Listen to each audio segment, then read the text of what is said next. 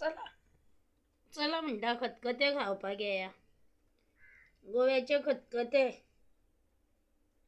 कितें शीत आजिल्ले जेवपाचे. म्हणजे दाट दुखता. दाडयेन हांवें घातला हे पीन आल्फेनीत सेफ्टी पीन घातली आनी कितें अडकलेले ते काडले. चड जाली म्हाजी दाट ती दुखता.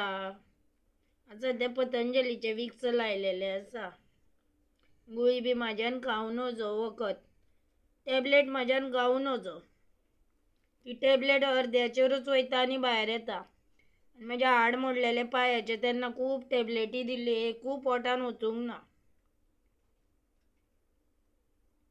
खतखते बरें ना.